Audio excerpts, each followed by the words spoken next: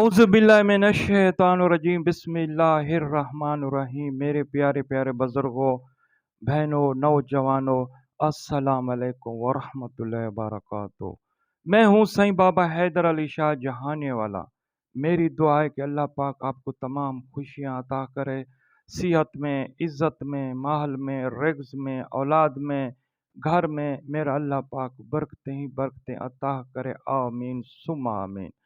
तो जनाब मैं गुजारिश करूँगा, मेरा भाई जो भी चैनल देख रहा है, चैनल सब्सक्राइब भी कर दे और घंटी को भी प्रेस कर दे और लाइक भी कर दे।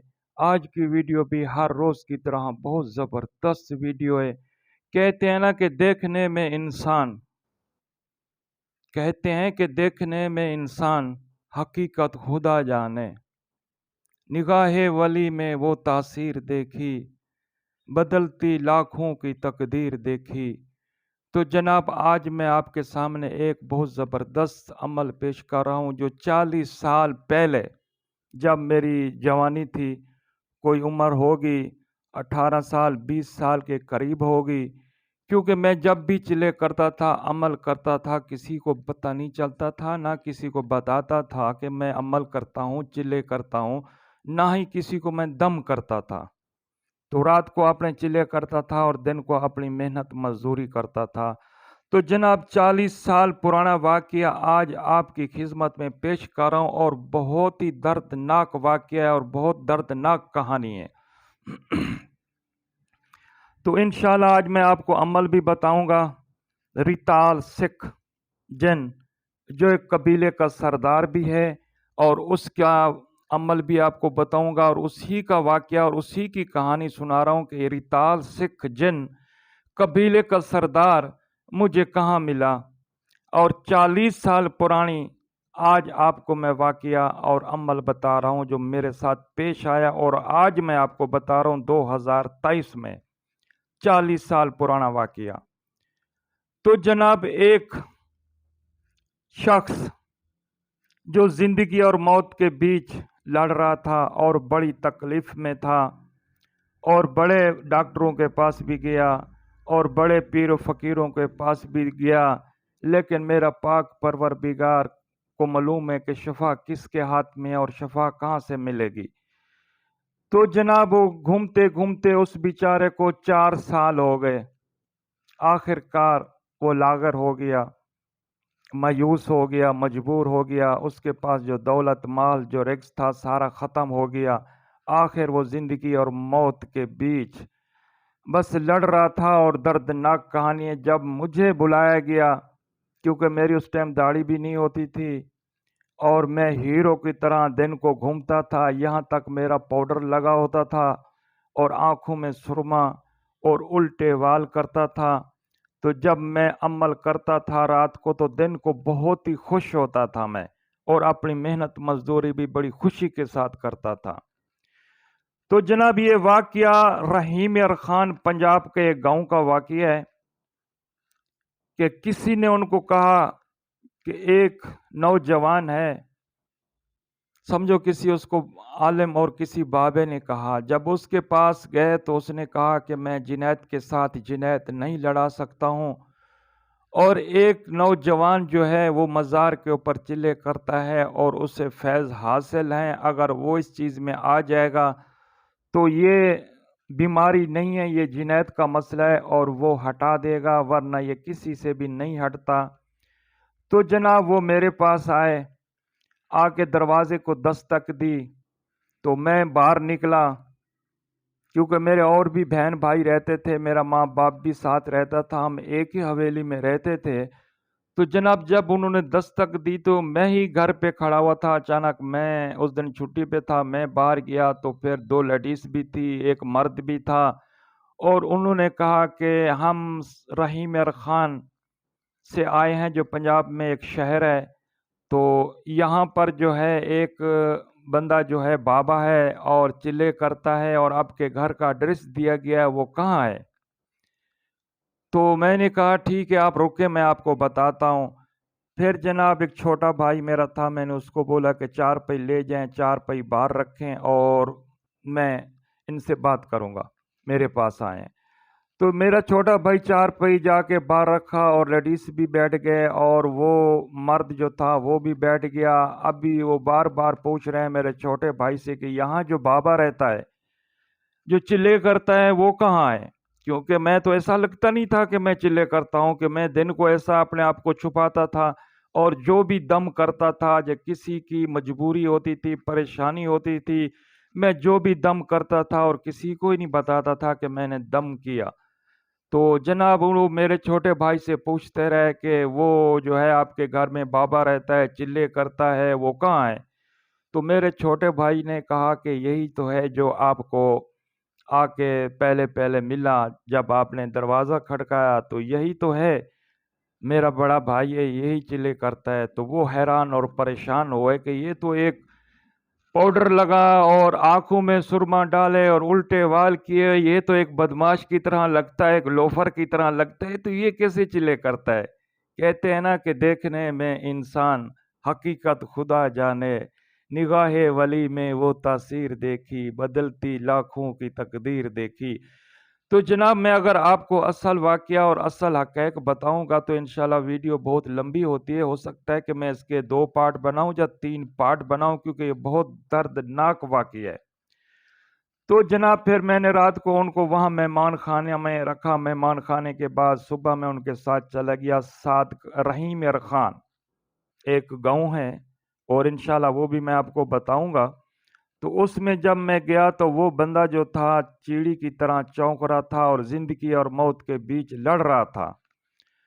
تو ایک اس کی بیوی تھی اور 2 بچے تھے، اور بیوی بھی رو رہی تھی، اتنی موٹے موٹے آنسو گرا رہی تھی کہ سائیں بابا ہمارے پاس جو بکریاں تھی وہ بھی ساری بیچ کے لگا دی، جو میرے ماں باپ نے مجھے زیور دیے تھے شادی کے وقت وہ بھی لگا دیے، اب تو ہمارا کوئی بھی سہارا نہیں اللہ کے بغیر، بھائی بھی چھوڑ گئے، بہنیں بھی چھوڑ گئی، آپ کو پتہ ہے کوئی کسی کا نہیں ہے، اب تو ہمارا روٹی کھانا بھی بالکل محال ہو گیا کہ ہم کہاں سے روٹی کھاتے ہیں۔ تو جناب میں نے پہلے ان سے واقعات پوچھا کہ یہ واقعات کیسے، یا آپ کی جو ٹانگیں اور دونوں پاؤں ٹوٹے ہوئے ہیں یہ کیا ماجرا ہے اور کیسے ٹوٹے؟ تو جناب وہ شخص کہتا ہے کہ سائیں بابا میرے پاس 10 اور 15 بکریاں تھی، جو میں بکریاں چراتا تھا اور اپنا گزارا گھر کا کرتا تھا، اور کہیں بھی مزدوری ملتی تھی تو وہ بھی میں کر کے آتا تھا۔ اور ایک دن ایسا ہوا کہ 2 دن ہلکا ہلکا بارش چلتا رہا اور بارش رکنے کا نام نہیں لے رہا تھا، اور میری بکریاں بھوکی مر رہی تھی۔ تو جناب یہ اس واقعہ سنا رہا ہے، وہی واقعہ میں آپ کو سنا رہا ہوں کہ وہ کہتا ہے کہ میری بکریاں بھوکی مر رہی تھی، اور ایک ایسی خطرناک جگہ تھی جہاں پر کوئی بکریاں والا وہاں جا کے ککر اور کھجوریں، اور اس جگہ پر جاتا ہی کوئی نہیں تھا۔ میں نے بولا کیوں، کیا بات ہے؟ تو اس نے کہا کہ سائیں بابا یہاں پر جو ہے ہندو رہتے تھے اور مسلمان بھی رہتے تھے پاکستان بننے سے پہلے، اور ہندو جو ہوتے تھے یہاں مردے جلایا کرتے تھے، اور ان کی ایک 4 دیواری ہوتی تھی، اس 4 دیواری کے اندر یہ لکڑیاں رکھ کے اور اس کے اوپر مردہ رکھ کے آگ لگا کے یہ چلے جاتے تھے، اور اس کے ساتھ جو چاروں طرف درخت تھے، ککر کے بھی تھے اور کھجوروں کے بھی تھی، اور خوفناک جگہ تھی، اس کو میں نے بھی جا کے بعد میں دیکھا، ان سے تقریباً کوئی 1 کلومیٹر دور تھی۔ تو وہ کہتا ہے کہ پھر مسلمان اور ہندو علیحدہ علیحدہ ہوئے، ہندو اپنے ہندوستان میں چلے گئے اور مسلمان جو ہے یہاں رہ گئے۔ اس کے بعد وہ جگہ سنج بیابان اور کھنڈرات بن گئے اور خوفناک جگہ بن گئی، اور لوگ کہنے لگے کہ یہاں پر خطرناک جنات رہتی ہے اور یہاں نہیں جایا کرے، تو کافی لوگ نہیں جاتے تھے، لیکن میری مجبوری کے 2 دن سے بارش ہلکی ہلکی چل رہی تھی اور میری بکریاں بھوکی مر رہی تھی، اور مجھ سے برداشت نہیں ہوا اور میں چلا گیا، کیونکہ وہ اتنا سالوں سے ککر اور درخت کھڑے ہوئے تھے، اس کو کوئی نہیں کاٹتا تھا، تو وہ بہت بڑے ہو گئے، 30 40 فٹ زمین سے لمبے ہو گئے اور بہت گھنے ہو گئے۔